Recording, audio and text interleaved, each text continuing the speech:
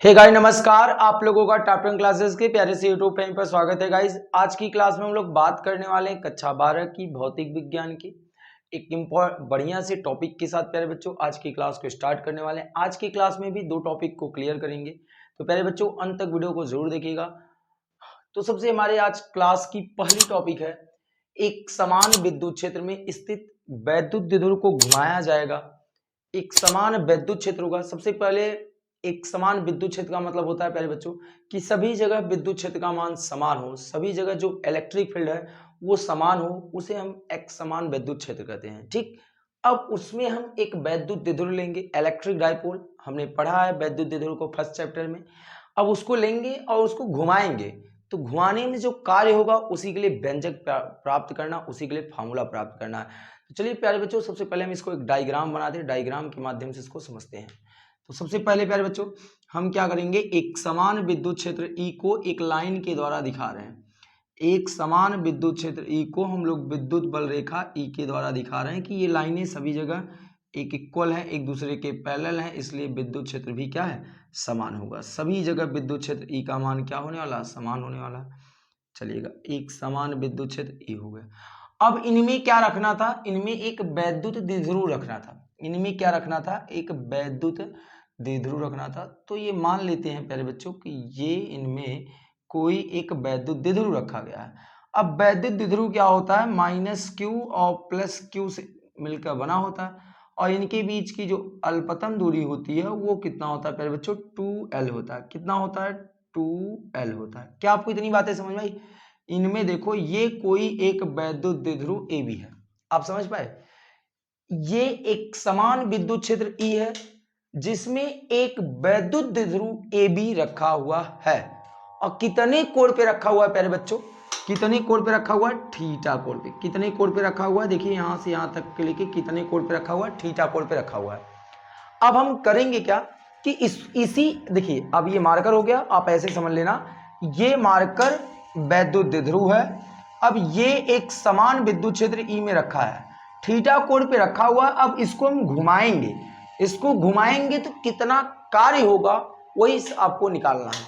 तो मान लेते हैं प्यारे बच्चों कि वैद्युत द्विध्रुव को एक छोटा सा कोण, बहुत छोटा सा कोण घुमाते हैं प्यारे बच्चों।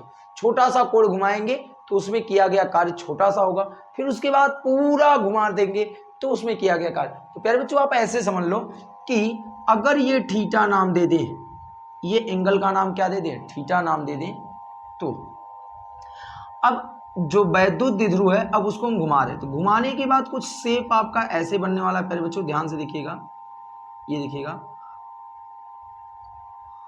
तब शेप आपका ये बन जाएगा, ये ए हो जाएगा, ये बी हो जाएगा। ठीक, अब जो आपने एंगल घुमाया देखो यहां से, यहां थीटा 1 था, टोटल यहां से लेके यहां तक का एंगल कितना हो गया, थीटा 2। और प्यारे बच्चों ये छोटा सा जो कोण है, ये छोटा सा कोण हो जाएगा डी थीटा ना। तो सबसे पहले लिखेंगे वैद्युत द्विध्रुव को डी थीटा कोण घुमाने में, छोटा सा कोण घुमाने में कार्य निकालेंगे और उसी से उसी कार्य का समाकलन कर देंगे तो हमको पूरा कोण, पूरा कार्य निकल आएगा। तो चलिए सबसे पहले प्यारे बच्चों डायग्राम आपने समझा, तो वही डायग्राम हम लिख लेते हैं। जो हम लोगों ने वहां डायग्राम के माध्यम से समझा था उसी चीज को हमने यहां पर लिखा। हमने क्या लिखा कि भाई एक समान वैद्युत क्षेत्र ई है जिसमें एक वैद्युत द्विध्रुव ए बी रखा है, अब उसको छोटा सा कोण घुमा रहे हैं तो उसमें कार्य कितना होगा। तो प्यारे बच्चों डी थीटा कोण घुमाने में किया गया कार्य होगा डी डब्ल्यू बराबर क्या होता है। ठीक, उसके बाद आपने कार्य बराबर आपने पढ़ा है प्यारे बच्चों, बल गुणे विस्थापन। बल गुणे क्या होता है, विस्थापन होता है, इस बात को याद रखिएगा। तो यहां बल कौन लग रहा है, टाउ लग रहा है, बल कौन लग रहा है, टाउ, इंटू विस्थापन कौन है, डी थीटा। टाउ इंटू कितना हो गया, डी थीटा। क्या आपको ये बात समझ में आई, टाउ इंटू डी थीटा क्यों है? क्योंकि प्यारे बच्चों वहां जो टाउ है ना वो बल जो है टाउ के रूप में लग रहा है, बल आघूर्ण लग रहा है, और हमने पहले चैप्टर में पढ़ा है कि जो बल लगता है वो बल आघूर्ण होता है प्यारे बच्चों, जब वैद्युत द्विध्रुव को घुमाया जाता है। नहीं देखा है तो अपनी आप वीडियो जाके देखिए, वहां पर हमने ये चीज पढ़ाया है प्यारे बच्चों। अब टाउ की वैल्यू क्या होती है, टाउ की वैल्यू होती है पी ई साइन थीटा। ठीक, रख दो। तो डी डब्ल्यू बराबर टाउ के प्लेस पे P E sine theta into कितना आ गया डी थीटा। ये तो छोटा सा कार्य है प्यारे बच्चों, आपने घुमाया कहां से कहां तक है, θ1 से θ2 तक। अब क्या लिखेंगे, द्विध्रुव को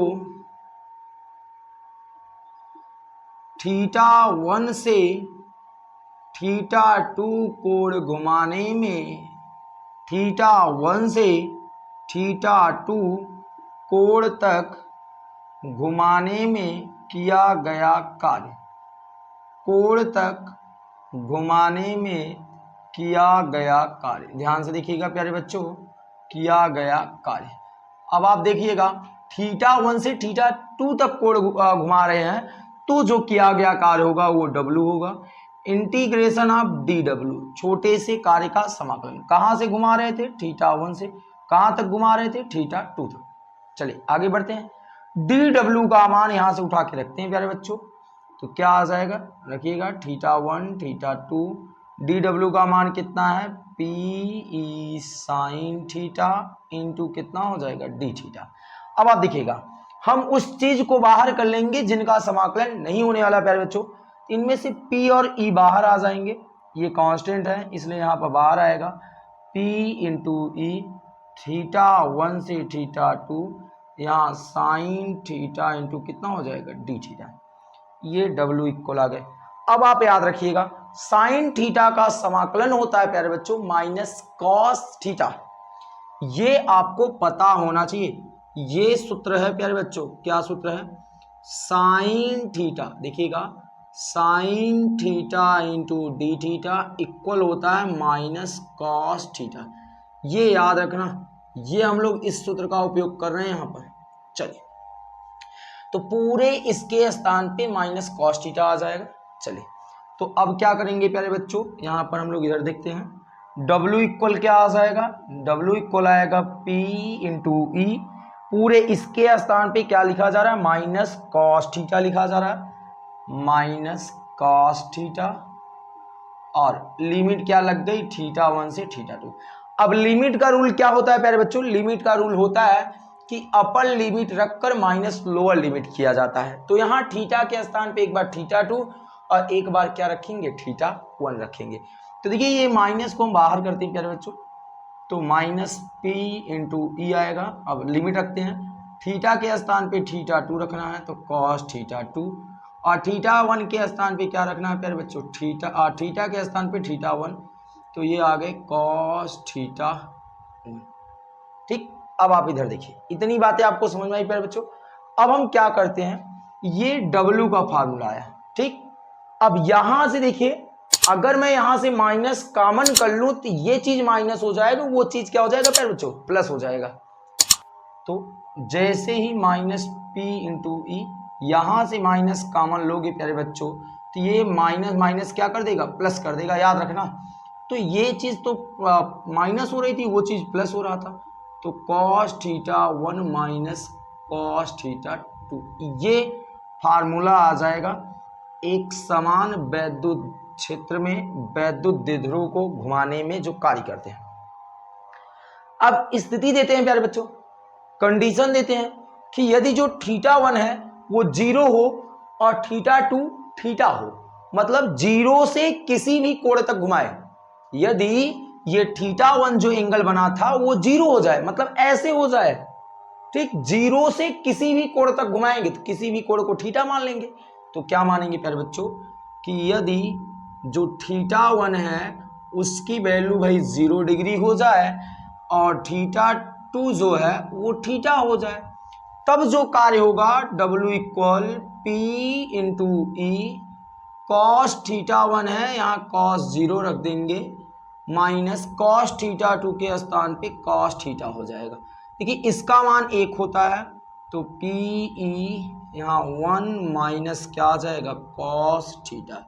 तो ये फार्मूला आएगा भाई W equal to P E 1 minus cos theta. यहाँ ये है कार्य का व्यापक फार्मूला। एक समान वैद्युत क्षेत्र में आप जब वैद्युत द्विध्रुव को रखते हैं तो जो घुमाने में कार्य होता है उसका फार्मूला ये होता है W equal to P E 1 minus cos theta. यहां पर कंडीशन कई रखा जाता है प्यारे बच्चों, जब थीटा 0 हो, थीटा 90 हो, थीटा 180 हो, तो तमाम प्रकार के कंडीशन रखे जाते हैं। तो आइए रख लेते हैं क्या होता है प्यारे बच्चों, इस स्पेशल केसेस के नाम से उनको हम जानते हैं। तो विशेष स्थितियां, अब देखिएगा प्यारे बच्चों, इनमें क्या है, इनमें सबसे पहले जो ये थीटा है यहां पर 0 रखने वाले हैं।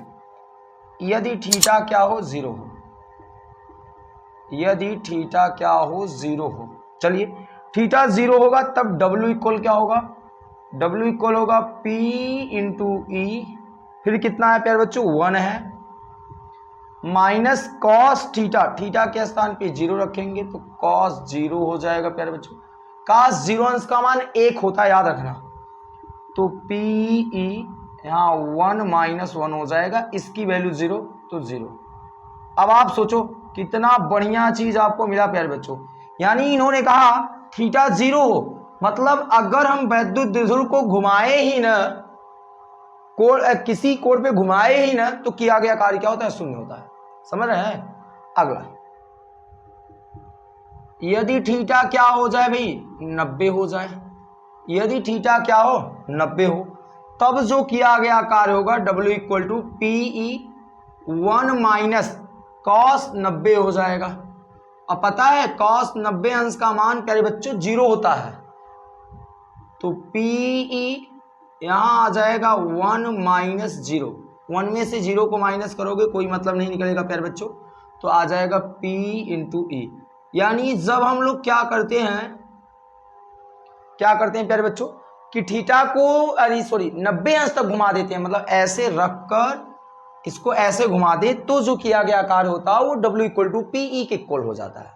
ठीक, इतनी बातें आपको समझ में। एक स्थिति और बचा प्यारे बच्चों, वो क्या है कि जब हमारा थीटा जो है 180 हो जाए, मतलब ऐसे रखे थे, इनको घुमा के ऐसे कर दे, विद्युत क्षेत्र की विपरीत कर दे, तब कितना कार्य होगा प्यारे बच्चों, वो कंडीशन रखकर आप इस फॉर्मूले में थीटा के प्लेस पे 180 रखकर आप इसका जवाब कमेंट बॉक्स में जरूर करेंगे प्यारे बच्चों कि तब किया गया कार्य क्या होगा। समझ में आ रहा है प्यारे बच्चों। अगर आपने ये पूरी हेडिंग समझा होगा तो थीटा का 180 अंश रखकर आप उसकी वैल्यू जरूर बताएंगे प्यारे बच्चों। तो आप इसका एक स्क्रीनशॉट ले लीजिए, फिर हम बात करने वाले नेक्स्ट टॉपिक की प्यारे बच्चों। तो इसको समझने के लिए प्यारे बच्चों सबसे पहले मैं आपको बता देना चाहता हूं कि मान लेते हैं कि एक और बी, ये कोई वैद्युत द्विध्रुव है जो कि माइनस क्यू और प्लस क्यू आवेश से मिलकर बना हुआ है। आप ऐसे समझ लो, ये कोई वैद्युत द्विध्रुव है जो कि माइनस क्यू और प्लस क्यू से मिलकर बना हुआ है, और जिनके बीच की दूरी कितनी है, 2L है। अब आप समझो ये है कहां पर, अनंत पर है। कहां पर है प्यारे बच्चों, अनंत पर। समझ रहे हैं आप कहां पर स्थित है, अनंत पर। अब अनंत से किसी वैद्युत द्विध्रुव को वैद्युत क्षेत्र के अंदर ले आने में, वैद्युत क्षेत्र के अंदर ले आने में जो कार्य होता है, वही कार्य इस द्विध्रुव में स्थितिज ऊर्जा के रूप में संचित हो जाता है, जैसे हम द्विध्रुव की स्थितिज ऊर्जा कहते हैं। एक बार फिर से प्यारे बच्चों, अब हम अनंत से उसको ला रहे हैं, किसको, वैद्युत द्विध्रुव ए और बी को। समझे आप। तो आप देखिएगा उस वैद्युत द्विध्रुव ए और बी को आपने कहां तक लाया, वैद्युत क्षेत्र के अंदर।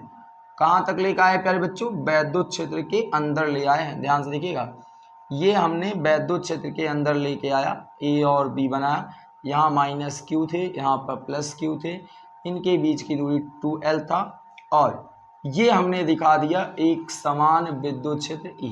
ठीक, ये हम लोगों ने दिखाया एक समान विद्युत क्षेत्र E कि हमने अनंत से कहां तक लाया प्यारे बच्चों, अनंत से एक समान विद्युत क्षेत्र E में लेके आए हैं। कहां से लेके आए प्यारे बच्चों, देखिए एक बार फिर से, अनंत से इस वैद्युत द्विध्रुव को विद्युत क्षेत्र के अंदर ले आने में जो कार्य होता है, वही कार्य वैद्युत द्विध्रुव की स्थितिज ऊर्जा कहलाती है।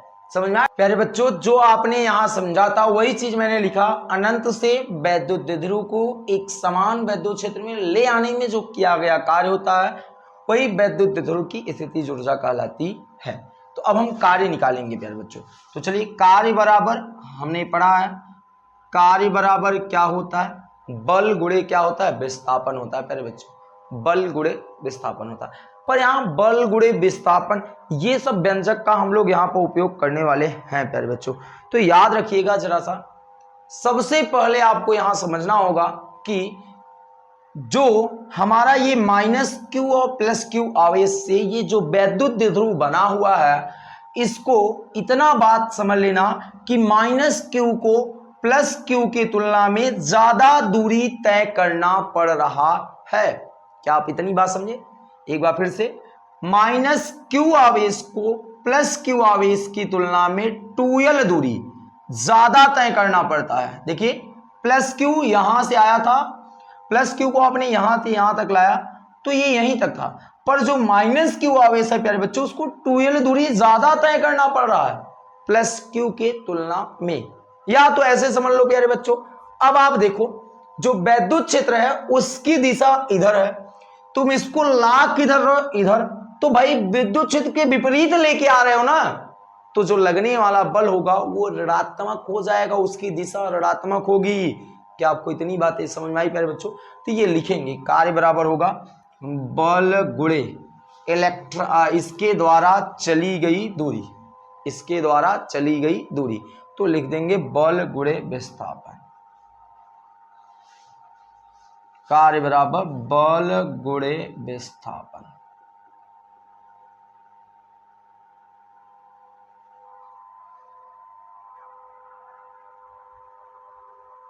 चले, अब याद रखिएगा प्यारे बच्चों, अब जो यहां बल होता है वो हम बल निकालेंगे। तो चलिए कार्य को हम W से व्यक्त करते हैं, बल को F से व्यक्त कर लेंगे, और विस्थापन को किससे दिखा देंगे प्यारे बच्चों? विस्थापन को हम यहां दिखा देते हैं कि जो इनकी दूरी है वो दूरी कितनी है? 2l है। तो F इंटू कितना कर देते हैं? 2l कर देते हैं। ठीक, F इंटू कितना कर दिए? 2l कर दिए। अब उसके बाद याद रखना प्यारे बच्चों, जो F होता है वो F होता है Q into E, Q into E। अब यहां Q इंटू E माइनस में हो जाएगा, क्योंकि प्यारे बच्चों जो लगने वाला जो बल है वो विद्युत क्षेत्र के विपरीत है। विद्युत क्षेत्र की दिशा इधर है, आप उसको इधर ले आ रहे हो, तो विपरीत कर रहे हो ना भैया, तो विपरीत में माइनस हो जाएगा प्यारे बच्चों। तो F के प्लस पे क्या रखा जाएगा? Minus Q into E into कितना आ जाएगा? 2l आ जाएगा। अब आप देखिएगा, हम जानते हैं प्यारे बच्चों कि ये जो Q इंटू 2l होता है ये P के इक्वल होता है। तो W इक्वल क्या आ जाएगा प्यारे बच्चों? Minus P into E। तो ये जो किया गया कार्य होगा इसका फॉर्मूला आ जाएगा W equal to minus P into E। क्या आपको इतनी बातें समझ में आई? यहां माइनस क्यों आया है? माइनस इसलिए आ रहा है प्यारे बच्चों क्योंकि जो हम कार्य कर रहे हैं वो विद्युत क्षेत्र के विपरीत दिशा में कार्य कर रहे हैं, इसलिए यहां पर ऋणात्मक चिन्ह आया है। अब हम क्या लिखेंगे? हम अब कुछ कंडीशन लगाएंगे प्यारे बच्चों, कुछ स्थिति देंगे, वो स्थिति क्या है उसको हम देख लेते हैं प्यारे बच्चों। ध्यान से देखना, ये जो वैद्युत द्विध्रुव है वो अनंत से यहां लाए तो कार्य आपने इतना किया। अब अनंत से यहां लाने के बाद इस वैद्युत द्विध्रुव को थीटा कोण घुमा रहे हो, थीटा कोण घुमा रहे हो। ध्यान देना, जितना कार्य किए उतना ऊर्जा हुई। अब आप इसको थीटा कोण घुमा रहे हो तो कार्य तो और कर रहे हो, तो इसकी स्थितिज ऊर्जा क्या हो जाएगी? बढ़ जाएगी। समझ रहे हैं आप? वैद्युत द्विध्रुव को अनंत से विद्युत क्षेत्र के अंदर ले आए तब ऊर्जा कम थी, पर जैसे ही उसको घुमाएंगे तो घुमाने में कार्य और होगा, और जैसे ही कार्य बढ़ेगा वैसे ही ऊर्जा बढ़ जाएगी प्यारे बच्चों। तो चलिए अब ये कंडीशन देख लेते हैं। नेक्स्ट कंडीशन यही है, क्या है प्यारे बच्चों? अब ये जो W है वो U के बराबर होगा। ध्यान देना प्यारे बच्चों, आपको कंफ्यूजन नहीं होना चाहिए। W इक्वल U, क्योंकि यही कार्य U होता है ना। अब देखिएगा क्या लिखेंगे? किया गया कार्य। अभी आप लोगों ने प्यारे बच्चों पहले टॉपिक में पढ़ा था, किया गया कार्य का फॉर्मूला था W equal PE1 minus cos theta, यही होता है। अब जो इसकी ऊर्जा होगी, यही ऊर्जा जो है प्यारे बच्चों अब निकालेंगे। अब जब थीटा कोण घुमा दिए तब ऊर्जा क्या होगा?